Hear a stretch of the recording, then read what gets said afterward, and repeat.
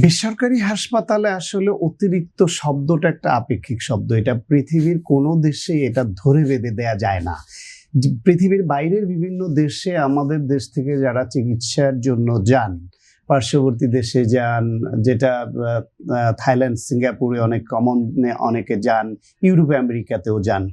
ওইখানে গিয়ে ওইখানে নানান ক্যাটাগরির নানান খরচের লেভেলের হসপিটাল আছে। কোন হসপিটালে গেলে কেমন খরচ হবে সেই ধারণা নিয়ে তার সামর্থ্য অনুসারে যান।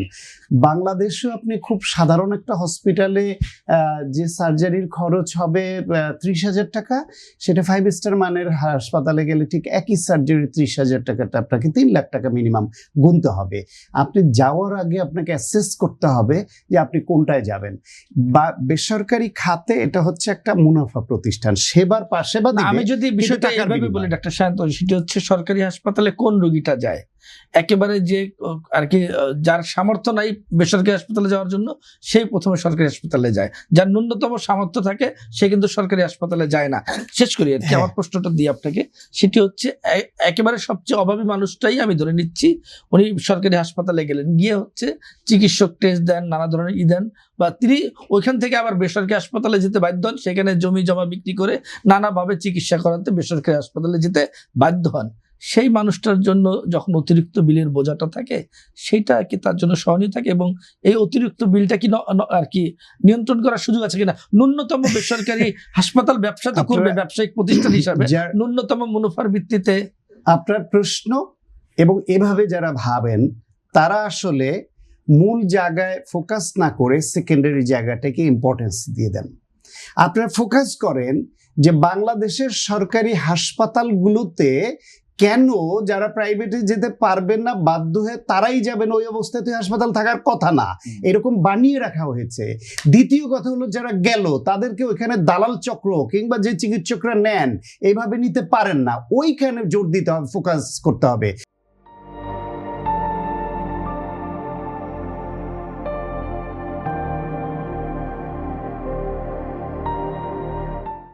আমি পথ দেখাইয়া দিতে রাজি না, যে না ওইখানে কেন না পেলে তারা যাতে প্রাইভেটে গেলে একটু কম টাকা পায়। প্রাইভেটে তারা যাবে কেন? যাদের সামর্থ্য নাই তারা তো যাবে না, আগে চুজ করবে। তার সামর্থ্য থাকলে নিজে থেকে যাক প্রাইভেটে, স্বাধীনতা তার আছে। কিন্তু সে সরকারি হাসপাতালে চিকিৎসা নিতে চাইলে এই অধিকার তার আছে, এবং এই অধিকার তাকে দিতে হবে। সেই পরিবেশ, সেই চিকিৎসা সব দিতে হবে। এই জনগণের ট্যাক্সের টাকায় হিউজ, যেমন আমাদের দেশে স্বাস্থ্য খাতের বাজেট কম হলো যে পরিমাণ বরাদ্দ হয় তার 10% শেষ পর্যন্ত গিয়া ইফেক্টিভ হয় না, তার আগে লুটপাট করে বিভিন্ন জায়গায় চলতে থাকে লুটপাট।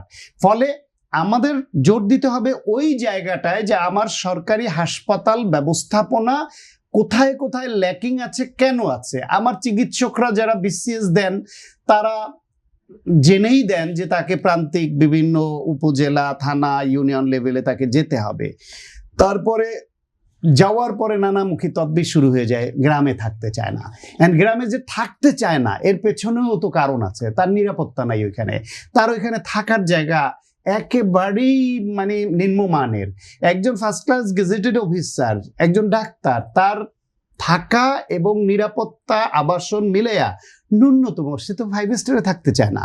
সে একটু নিরাপদ, একটু পরিষ্কার পরিচ্ছন্ন একটা থাকার জায়গা চায়, তার কর্মস্থলে একটা নিরাপত্তা চায়, যেখানে একজন সাধারণ একজন ছাত্র নেতা বা শ্রমিক নেতা বা একজন কর্মী, সরকারি দলীয় কর্মী বা রাজনৈতিক কর্মী এসে তাকে ধমকাবে না তার পছন্দ মতো চিকিৎসা না দিতে পারলে।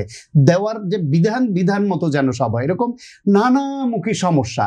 রোগীদের তরফ থেকে অনেক অভিযোগ আছে, তাদের অনেক বঞ্চনা আছে, চিকিৎসক বা স্বাস্থ্যকর্মীদের ব্যবহার, তাদের সময় দেওয়া সব নিয়ে আছে, এটা ভ্যালিড। এই দেশে চিকিৎসকদেরও স্বাস্থ্যকর্মীদের ঘাটতি আছে। আবার রোগীদের তরফ থেকে যে এই যে কোনো জায়গায় ওভারবার্ডেন হওয়া, প্রেশার ক্রিয়েট করা, সাধারণ সর্দি জ্বর হইলো তাকে বিশেষজ্ঞ চিকিৎসকের কাছে শত শত ভিড় জমাইতে হবে। আবার দুর্বলতা কি দেখছেন?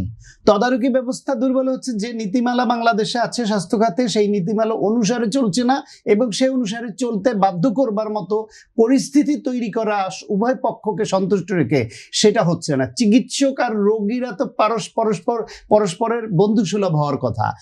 স্রষ্টার পরে আপনার রোগ শোকে ব্যথা কমানো, আপনার জীবন মৃত্যুর বিষয়ে সহযোগিতা করার সুযোগ তো একমাত্র চিকিৎসকেরই আছে। তার কাছে আপনি সমর্পণ করেন নিজেকে।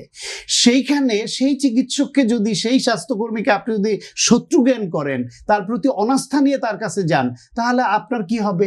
আবার চিকিৎসকরাও বা স্বাস্থ্যকর্মীরাও কেন এটা ভাবি না আমরা যে এই অসহায় মানুষটি তো স্রষ্টার পরে আমার কাছেই সাহায্য প্রার্থনা নিয়ে সমর্পণ করছে তার কষ্ট কমানোর জন্য, সুতরাং আমি তার সঙ্গে কেন এরকম আচরণ করব যাতে সে আমাকে বন্ধু ভাবতে না পারে। ফলে এটা মনস্তাত্ত্বিক একটা দ্বন্দ্ব, সাইকোলজিক্যাল একটা সমস্যা, এইখানে ব্যবস্থাগত সমস্যা।